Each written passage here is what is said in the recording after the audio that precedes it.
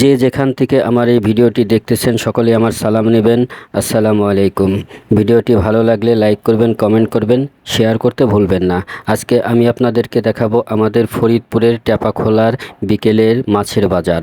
এখানে পদ্মার সুন্দর সুন্দর মাছ আসে এবং মানুষ দূর দূরান্ত থেকে কিনতে আসে। তাই মিলন ভাই এবং বাদল ভাই বলল যে চলেন ভাই আমরা একটু পদ্মার মাছ দেখে আসি এবং ভালো মাছ পেলে কিনে নিয়ে আসব। তা আমিও বললাম চলেন ভাই যাই একটু ঘুরে আসি। তো ঘুরতে এসে ভিডিওটা বানানো। তো এখানে আসার পরে যেটা হলো সেটা হলো অনেক অনেক মাছ এবং এই যে মাছ কিনা বেচা হচ্ছে, মাছকে আবার বাতাসও করছে এবং কাস্টমারের সাথে দাম দর চলতেছে।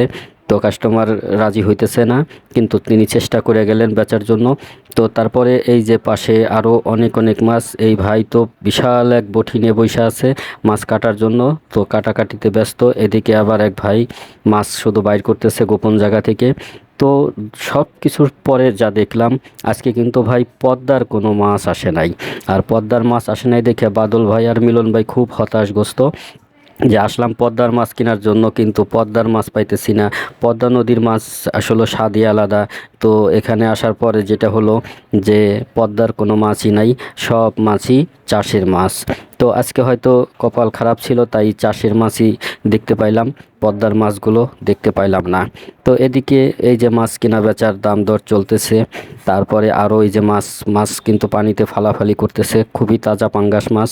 তো এদিকে মিলন ভাই আর বাদল ভাই চিন্তা করতেছে কি করব, এগুলো কি নিব। মিলন ভাই তো পুরো মাথায় হাত, একদম বাদল ভাই বুক ফুলে দাঁড়ায় আছে, চিনাটাকে উঁচে করে দিয়ে যে মাছ আজকে নিয়েই ছাড়বো। কিন্তু আসলে পদ্মার নদীর মাছ না পেয়ে তারা খুবই হতাশগ্রস্ত যে এই সব মাছ তো আমাদের ফরিদপুরের বড় বাজারেও পাওয়া যায়, কিন্তু চাপাখোলা বাজারে আসলেও পদ্মা নদীর মাছ এখানে আসে।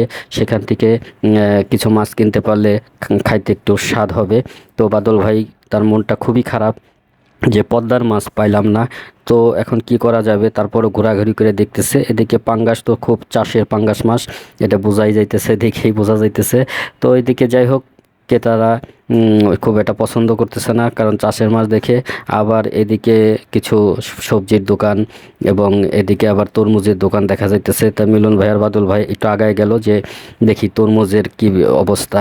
তো তরমুজের হাল দেখে তাদের পছন্দ হয়নি, কারণ তাদের মনটা ভালো না, এই কারণেই তারা গেছিল পদ্মা নদীর মাছ কেনার জন্য। তো পদ্মা নদীর মাছ না পেয়ে তরমুজের দিকে তো তাকাতাকি করলেন।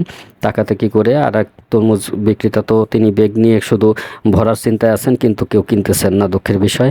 এদিকে মিলন ভাই আবার একটু ডানের দিকে তাকাইতেছেন যে দেখি পদ্মা নদীর মাছ এদিকে কোথাও পাওয়া যায় কিনা, কিন্তু আসলে দেখতেছে সবই সবজি, এখানে আর পদ্মা নদীর মাছ নেই। তো আজকের যে ঘোরাঘুরিটা হলো, সম্পূর্ণ ঘোরাঘুরিটাই আসলে ঘোরাঘুরির উপরেই চলে গেল, কেনাকাটা হলো না। কারণ পদ্মা নদীর মাছ কেনার উদ্দেশ্যেই টাপাখোলা বাজারে যাওয়া হয়েছে, কিন্তু পদ্মা নদীর মাছ না পেয়ে তরমুজের দিকে একটু তাকাইলেন, তরমুজের চেহারা দেখে, কিন্তু দাম দরও করলেন না, কিনলেনও না। এদিকে বাদল ভাই আবার ব্যাগের দিকে হাঁটা ধরলেন। তো যাই হোক, তরমুজ এখানে আবার কিছু ক্রেতারা দামাদামি করতেছে, কেনার জন্য দেখতেছে। তো মিলন ভাই নীরব ভূমিকা দাঁড়ায় আছে, এদিকে আশপাশের লোকজনও হাঁটাহাঁটি করতেছে। তো যার যেরকম পছন্দ। তো সর্বোচ্চ কথা হইতেছে যে যাওয়া হয়েছিল পদ্মা নদীর মাছ কেনার জন্য। তো পদ্মা নদীর মাছ না পেয়ে মিলন ভাই কোমরে হাত এবং ডানে বামে তাকায় খুব হতাশগ্রস্ত যে এই